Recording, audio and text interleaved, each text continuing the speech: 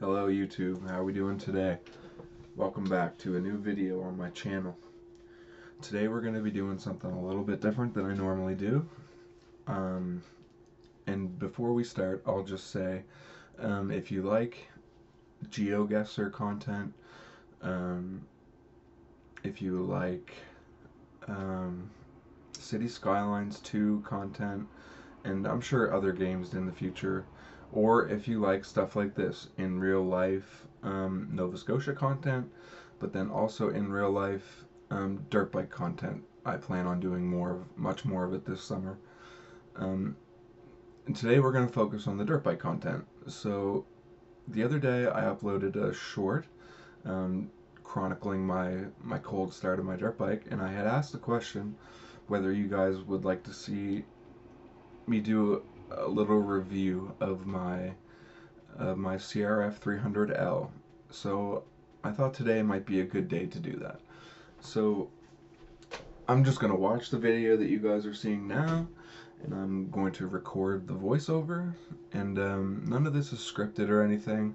I'm just gonna treat it more like a conversation between friends, um, recommending it or not recommending a dirt bike to buy. And what you're seeing right now, by the way, is Riverside Road, and it's in Colchester County, just outside of Truro. One of my favorite spots to ride bike in the whole province. It's the most spectacular the most spectacular back road I've driven on here in Nova Scotia. So yeah, let's get into the CRF300L and what I think about it. So I was driving an older Harley. It was a Super Glide, I think. Not exactly sure. But it was an 11, either an 11 or a 1300. It was old, it was loud, it was heavy. It also wasn't super reliable. It was starting to have carburetor issues. It was also starting to have like electrical issues, weird electrical issues. So I grew up driving dirt bikes. My first ever bike was an XR100 Honda, and just kept going to Hondas from there. I got, the 250. Never got any bigger than that. Never got into motocross or anything, but always drove Hondas and always loved their four-stroke lines. Um, so yeah, where was I going with that? So I decided it was time to get rid of the Harley, so I sold it. Sold it to a guy in Cape Breton, I think he lives in, and got a good amount out of it, and I invested that amount that I got back directly into this CRF300L. So at the time, the CRF300L was super popular. They were near impossible to buy. The stock was super low. You couldn't find anyone who had one. Um, so I called around for, I don't know, 4 or 5 weeks, and finally found one in New Glasgow. And if you're in Nova Scotia and you're looking to buy an off-road vehicle of some sort, and Honda's your thing, if you're having trouble in the city or around Truro or whatever, consider going to New Glasgow. It's called Celia Honda. It's like the Irish spelling, CEIL Celia Honda, and yeah, the guys there took really great care of me, and they reserved the bike for me and everything. It was fantastic. So anyway, I bought this bike in 2022, brand new, 0 kilometers. And there's a couple reasons that I bought it. So it's at a great price point. In Canadian dollars, it was 7,400, I believe, 7,499. I picked it up 3 years financing. I'm just about to be finished paying for it, really. So yeah, I bought this bike because of the price point, because of the great reviews that it was getting. It wasn't too small, it wasn't too big. Yeah, and because I'm a Honda guy, I love Honda. And just as an aside here, check out this park. Um, when the tides come in every day, this park gets a wave that rushes by it. So right here, the tide's out, tide's low. But anyway, so where was I going with that? So yeah, I bought the bike knowing that everyone was really enjoying the CRF300L, and I was ready to get into a street and trail, and I wanted a reliable bike with a low maintenance schedule, something that wasn't too big or too small. And I've found that the CRF300L suits that need perfectly. It's fantastic on the road. Most of You'll see most of the video clips in this are on road. Um, so when you're on the road, it's got plenty of power. You know, it's not gonna keep up to 650s or even 450s off the get. But how much faster do you really need to go than, you know, say 60 miles an hour, 120 kilometers an hour? And this bike will do 120 kilometers per hour. Now, that being said, that's fifth gear, pretty much wound out. And if you're going up a hill, you might not get it. But you could drive this on the highway if you had to. I prefer roads like this, you know, the 80-kilometer roads. And it's got plenty of power for that. It handles beautifully. We're going to touch on the suspension after a little while here, but the hype online was that the suspension was way too soft. I don't find that. I'm a 220, 30-pound guy, and I found this bike to be the perfect amount of squishy. And I haven't taken it on, you know, like track rides or anything, but I've done some um, some questionable, not questionable, you know, some rough riding in and around gravel pits and single track near where I live. And listen, I mean, it's not a motocross bike. It doesn't have a stiff suspension that you're going to be able to, um, you're not going to be you're not going to be winning motocross races, you know, on whoops with this or anything.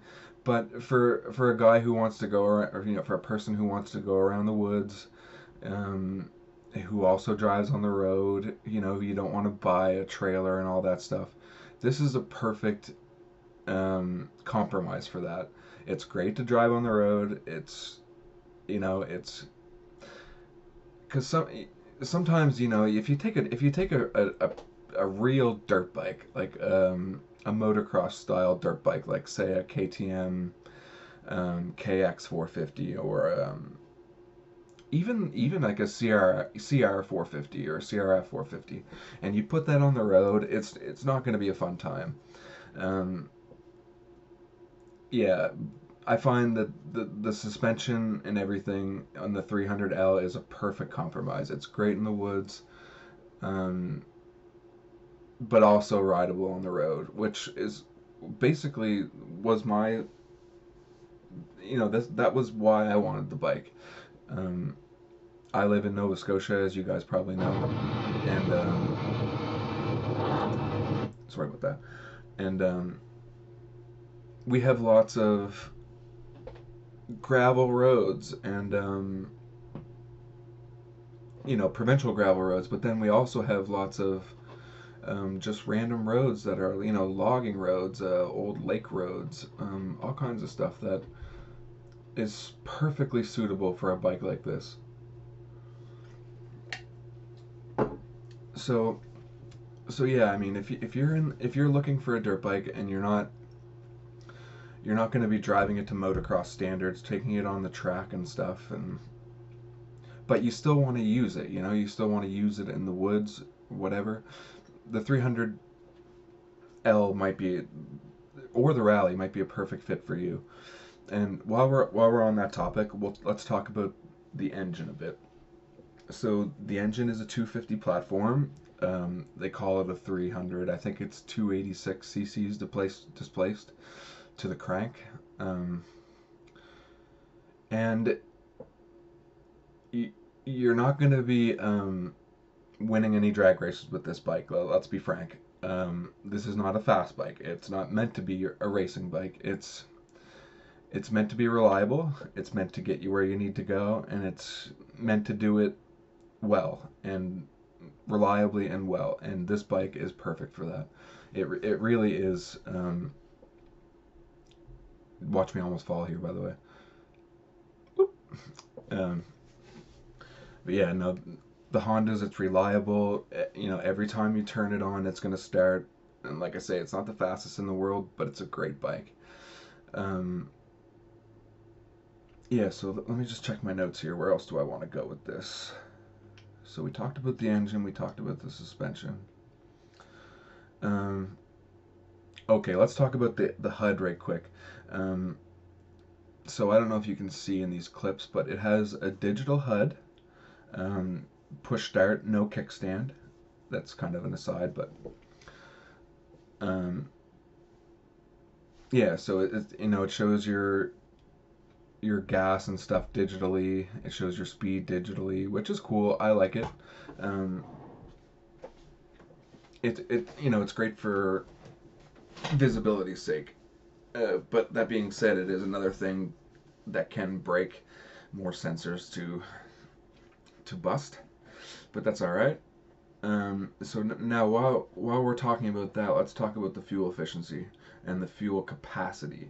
Um, this might be, in my opinion, one of the bigger problems with the bike. So I think it holds 2.5 gallons, and for me, that 2.5 gallons will go about 200 kilometers, and that's pushing it. By the end of that 200 kilometers, you're going to be worried if you're going to run out. And, that's a good amount of travel, and you can always chuck a gas can on. You buy some storage, you chuck a gas can on. But for someone who maybe used to a 450 or even like a DRZ 650 or something, the, the gas capacity is going to be potentially even a deal breaker. Um, yeah. As far as fuel efficiency goes, though, the bike is great on fuel. Um, that 150 or 200 kilometers that you get out of that 2.5 gallons works out to something like, you know, um, 60 miles per gallon or something like that. It's crazy. It's very fuel efficient. It would be a great traveling bike, honestly, if you were going to use it as a daily traveler. Um, but yeah, like I say, it does have a bit of a small capacity, which is kind of not so great. Um, what else do we want to touch on here in this video? I think that's pretty much the important parts. Um, oh, the tires. So the stock tires, I hear a lot of people giving them a hard time. I personally like them. So I think I have something like 3,500 kilometers on the bike now, and I still have the stock tires on it, and I plan on running them for another season. Um, I find that they're a great mix between good road use and good trail use. Now that being said, if you're looking to go do some serious off-roading, um, if you're looking to get into sand at all, my suggestion is right off the get-go, get yourself some like Dunlop D606s or something. Get yourself a little bit more aggressive of a tire. But if you're just doing the driving like I'm doing in this video, that's probably not necessary. The tires are pretty good.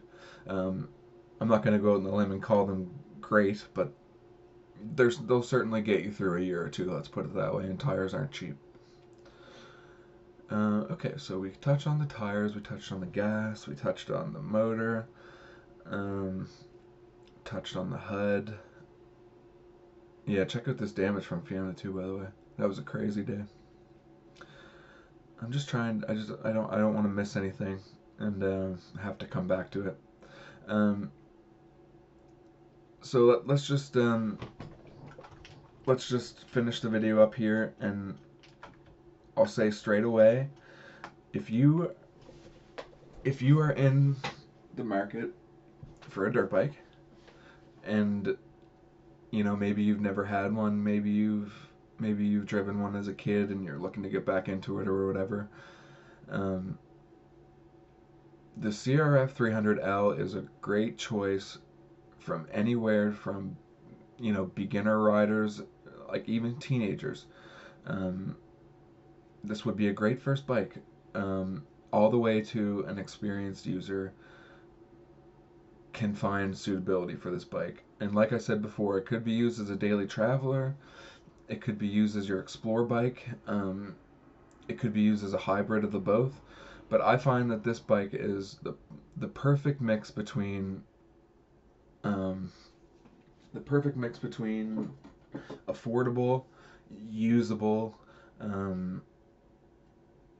affordable, usable, but still fun to drive, and with all that other stuff, it's also reliable, and it also has a maintenance schedule that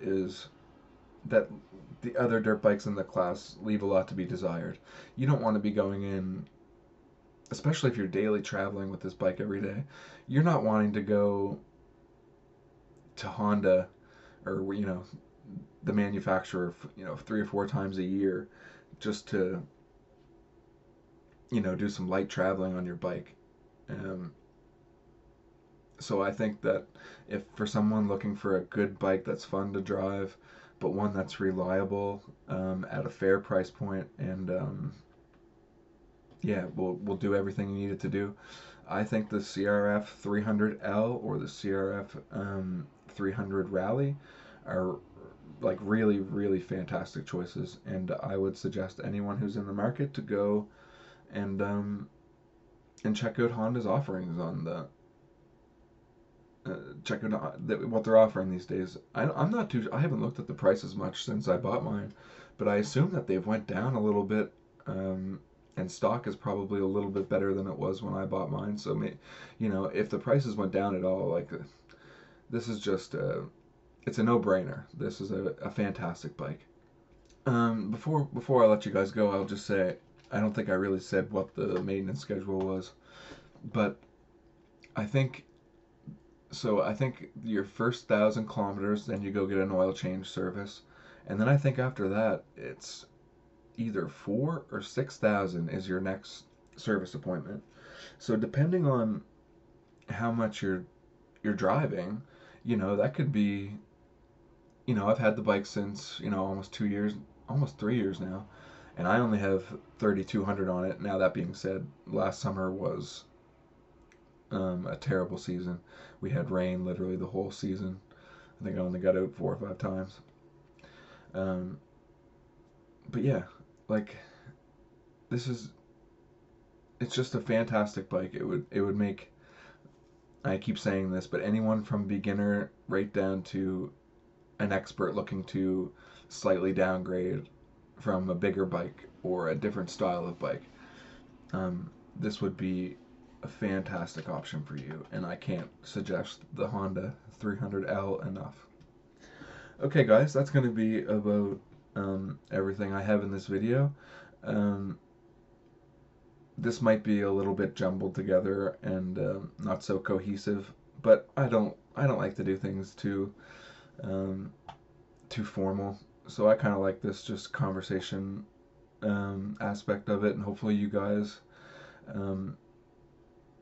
enjoyed me talking about the bike. And if you're in the market for one, I really suggest at least putting this on your list to do research on, because I mean, Honda's been top of this game for as long as I've been in it, and that's 20 years or so.